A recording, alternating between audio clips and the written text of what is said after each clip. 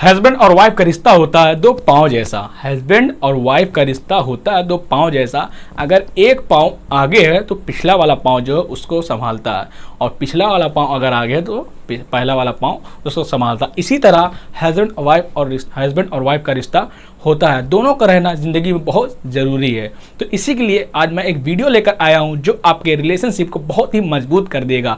ये वीडियो उनके लिए है जिसका रिलेशनशिप मजबूत नहीं है, या जिसका रिलेशनशिप मजबूत है उसको और कैसे मजबूत बनाए। तो इस वीडियो में बेसिकली मैं आपको ऐसे स्ट्रेटजी बताऊंगा जिसके माध्यम से आप अपनी लाइफ में अच्छा रिलेशनशिप बिल्ड कर देते हैं। तो how to make a successful relationship इस वीडियो में आपको मैं बताऊंगा। तो without wasting time let's go to start this video. मेरा नाम है मोहम्मद साहिल और आज की टॉपिक है how to make a successful relationship in your life. तो इसमें सबसे पहला पॉइंट मैं आपको बताऊंगा, डोंट जज a book by its cover.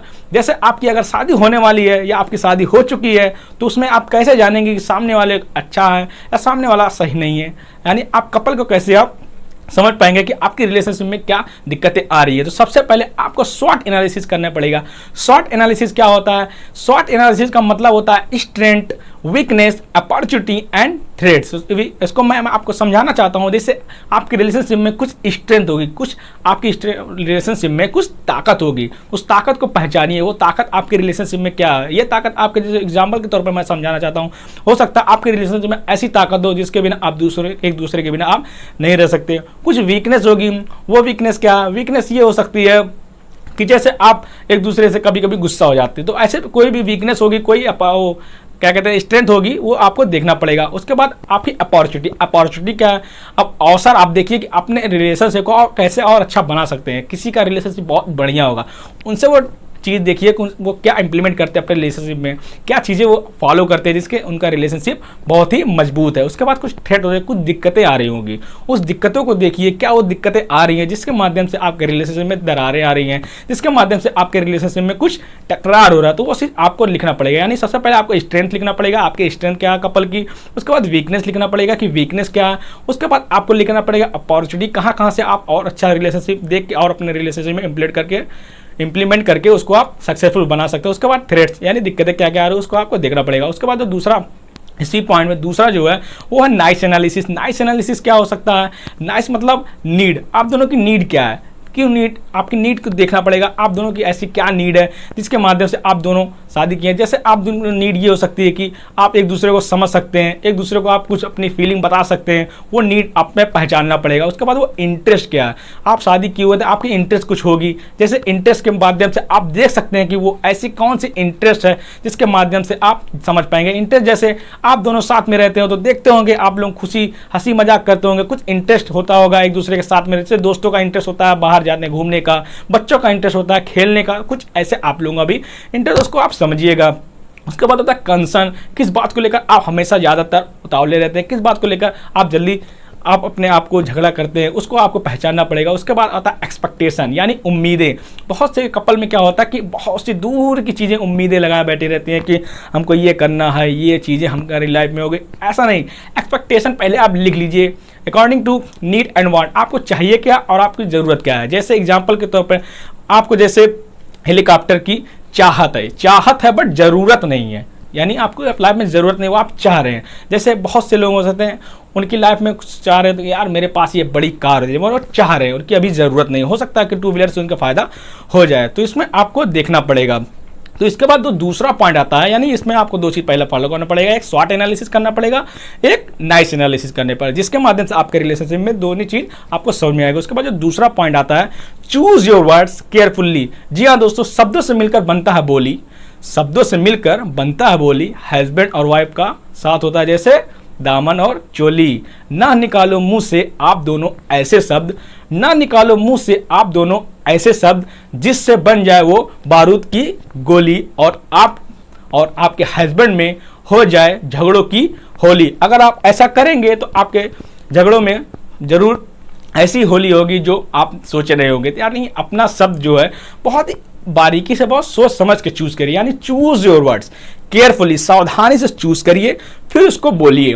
आप ऐसे डायरेक्टली बोल देंगे तो हो सकता है कि आप में गुस्सा वाला बात हो। अगर आप चूज करके बोलेंगे तो आप आराम से बोलेंगे, यानी कि आपके बात में 7% आप जो बोल रहे हैं, यानी मैं जो बोल रहा हूँ वो 7% होता है जब बात करते हैं, यानी वर्ड जो मैं आपको उच्चारण दे रहा हूँ, जो मैं निकाल रहा हूँ। उसके बाद टोन, किस टोन में बोल सकते हैं, बहुत से टोन में जैसे बोल सकते हैं यार, भाई, क्या, यानी टोन आपका कैसा है, कैसा नहीं है, आप कैसे प्यार से बोल रहे हैं, कैसे गुस्से में बोल रहे हैं, कैसे इत्मीनान से समझा रहे हैं, तो इसको आपको देखना पड़ेगा। उसके बाद आपको बॉडी लैंग्वेज बहुत भूमिका निभाती है बात में।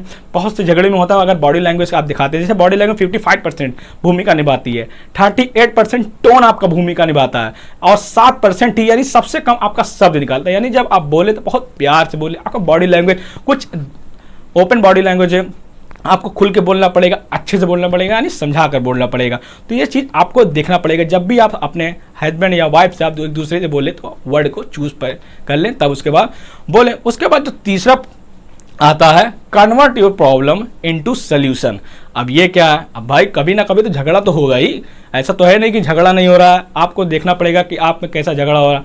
मान लीजिए झगड़ा, एक मैं एग्जाम्पल के तौर पर लेकर चलता हूँ। मान लीजिए आप ऑफिस पे है, हस्बैंड की बात कर रहा हूँ, हस्बैंड ऑफिस पे है और वाइफ खाना बनाई हुई है, और खाना बनाते समय आपने बहुत भूख लगी थी। अब आप डाइनिंग टेबल पे आए, खाना खाने के लिए आए। अब आप वहाँ पे क्या देख रहे हैं, दाल में नमक बहुत ज़्यादा है, तो आप क्या कहेंगे, डायरेक्ट अपने वाइफ को चिल्लाएंगे? नहीं, आप यहाँ पे एक ट्रिक आजमा सकते हैं। यहाँ पे ट्रिक क्या आजमा सकते हैं, मैं आपको बताता हूँ। मान लीजिए आप सामने उसके खाना खा रहे हैं अपने वाइफ के, और दाल में आपका नमक ज़्यादा है, तो आप क्या कर सकते हैं, जाने मन और दाल साथ में खाते हैं। उसके बाद जब आपकी वाइफ खाएगी दाल, ऑटोमेटिक उसको पता चल जाएगा कि दाल में नमक ज़्यादा है। उससे ये फील होगा कि हाँ, मेरा हस्बैंड जो है वो मुझे डांट सकता था बट मुझे डांटा नहीं है। क्यों नहीं डांटा, क्यों, उससे प्यार करता हूँ, उससे प्रेम करता हूँ, मुझे समझता है। अगर आप उसको ऐसे डांट देंगे, दोबारा हो सकता है कि दाल में नमक क्या, पूरी दाल ही नमक पूरे से भर जाए। अगर आप ऐसे प्यार से समझाएंगे तो दोबारा ये बात उसके माइंड में चली जाएगी, क्योंकि आपने वहाँ पे स्टोरी क्रिएट कर दी है, वहाँ पे एक स्टोरी आपने बहुत बड़ी क्रिएट कर दी है।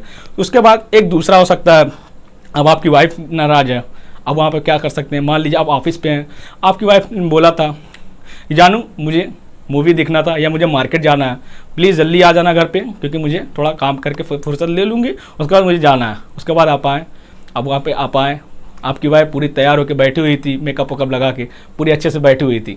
अब वहाँ पे आप पहुँचे देर से, आपकी वाइफ का मुंह एकदम, समझ गए उस समय क्या होगा, मुंह एकदम फूल गया होगा। आप गए वहाँ पे, अब आपकी वाइफ बोली, आ गए है, आपको बोलेगी जब आपकी वाइफ, आ गए, ऑफिस से छुट्टी मिल गया, मेरे लिए छुट्टी मिल गया। अगर आप वहाँ पे बोल देंगे कि चलो तुम्हें मैं मूवी दिखा देता हूँ, चलो जल्दी जल्दी करो, मैं मार्केट में ले, तो वहाँ पे आपको बहुत बोलेगी।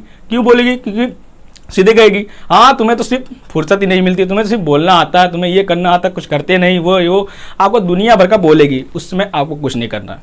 अगर इस सब से बचना है तो आपको क्या करना है, प्रॉब्लम को सोल्यूशन कैसे बनाना है, वहाँ पे आप उसकी सुनिए, अपनी वाइफ को सुनिए, उससे कहिए हाँ हाँ सही कह रही है आप, मैं आपको टाइम नहीं दे पा रहा हूँ। फिर कहेगी हाँ मैं तो वही कह रही हूँ ना, क्या आप मुझे टाइम नहीं दे पा रहे हैं, तो हम आप इसको कहना पड़ेगा हाँ मैं टाइम नहीं दे पा रहा हूँ, मैं इस समय आपको बहुत टाइम नहीं दे पा रहा हूँ, मेरी गलती है। अपनी गलती वहाँ पे एक्सेप्ट करते चलिए, क्योंकि वहाँ पे आपको बोल नहीं रही है, अपने अंदर का भड़ास निकाल रही है। वो जब वो भड़ास निकाल लेगी तो ऑटोमेटिक वो शांत हो जाएंगी। इससे आपका क्या होगा, झगड़ा भी सॉल्व हो जाएगा। दूसरा, जैसे आप अपने वाइफ के साथ क्या कर सकते हैं, WWE WWF, ये क्या होता है, झगड़ा नहीं, मैं झगड़े की बात नहीं कर रहा हूँ। WWE का मतलब होता है वाइफ विथ इमोशनल, WWF का मतलब वाइफ विथ फाइनेंशियल। कभी कभी आप अपने वाइफ को इमोशनली तौर पे समझा सकते हैं, यानी WWE वाइफ विथ इमोशनल, यानी उसको इमोशनली समझाइए, तो इमोशन अटैच करके समझाइए। उसके बाद WWF यानी वाइफ विथ फाइनेंशियल। कभी झगड़ा हो गया, यानी कभी देर से आप आ गए, तो 2 रुपये की चॉकलेट लेके आ जाइए, अपनी चॉकलेट दे दीजिए, हो सकता है उससे बात बन जाए। तो ये सब चीज़ें आपको आजमाना पड़ेगा। वीडियो ज़्यादा लंबा हो जाएगा, इसलिए मैं उसके चौथे पॉइंट पे आता हूँ। चौथा पॉइंट ये है, जीरो टॉलरेंस पॉलिसी। ये क्या होता है, जीरो टॉलरेंस पॉलिसी? जी हाँ, अगर आपके रिश्ते में जीरो टॉलरेंस पॉलिसी नहीं है तो आप जो रिश्ता है वो धीरे धीरे नीचे आ जाएगा। जीरो टॉलरेंस पॉलिसी में आपको ऐसी पॉलिसी बनाना पड़ेगा, यानी आप जीरो टॉलरेंस, यानी आप बर्दाश्त ही नहीं करेंगे अगर वो चीज़ हो जाए। तो आपको देखना पड़ेगा वो कौन सी चीज़ है कि जीरो टॉलरेंस पॉलिसी में आप उसको नंबर बाय नंबर ऐसे लिख सकते हैं, जिससे कि माध्यम से अगर वो चीज़ हो रही हो तो पहले से उसको पता चले कि ये चीज़ अगर हम मेरे से या मेरे वाइफ से या दोनों में से किसी से होगा तो एक दूसरे को समझेंगे नहीं। ये जीरो टॉलरेंस पॉलिसी में आता है। बिजनेस बड़ी बड़ी हो या कोई भी चीज़ बिजनेस हो, पॉलिसी होना बहुत ज़रूरी है। अगर पॉलिसी नहीं होगा तो वो कुछ नहीं होगा। जीरो टॉलरेंस पॉलिसी में क्या क्या हो सकता है, जैसे मैं बता सकता हूँ। जैसे जीरो टॉलरेंस पॉलिसी में आप लिख सकते हैं कि मैं तुमको अगर मेरे बिना पूछे 2 काम कर ली, उसके बाद तीसरा काम आएगा वो जीरो टॉलरेंस पॉलिसी में होगा, मैंने उसको मैं बर्दाश्त नहीं करूँगा। इमरजेंसी में कोई भी चीज़ हो गया पूछ के बिना कर ली, यानी वो कोई बात नहीं, दूसरी बार कर ली कोई बात नहीं, तीसरी बार पूछना पड़ेगा, हमेशा तो इमरजेंसी नहीं आएगी। ऐसे आपको सोचना पड़ेगा वो जीरो टॉलरेंस पॉलिसी में क्या आएगा, ऐसा कौन सा चीज़ जो आप बर्दाश्त नहीं करेंगे एक दूसरे से, वो आप लिख सकते हैं कि क्या चीज़ें हैं क्या चीज़ें नहीं है जिसको आप बर्दाश्त कर नहीं सकते। उसके बाद ये वीडियो लंबा हो जाएगा, इस पर आप अगर सेपरेट वीडियो बनवाना चाहते हो उसको बताएगा, मैं बना दूंगा। उसके बाद 5वां पॉइंट आता है लीडरशिप क्वालिटीज़।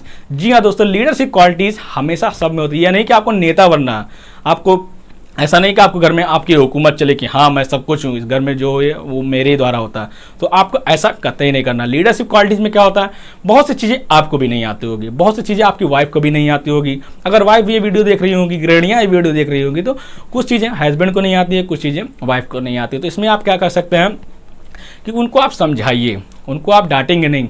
अब जैसे आपके हस्बैंड है, उनको खाना नहीं बनाने आता, अगर वो खाना बनाने आपके किचन में जा रहे हैं तो खाना नहीं बनाने आता, वहाँ आप उसको डांट नहीं सकते, आप उनको वहाँ पे समझा सकती हैं। यानी आपको लीडरशिप और यानी क्वालिटीज़ अपनाना पड़ेगा। वहाँ आप उनको समझाइए कि ये चीज़ें ऐसे नहीं ऐसे होगी, ठीक।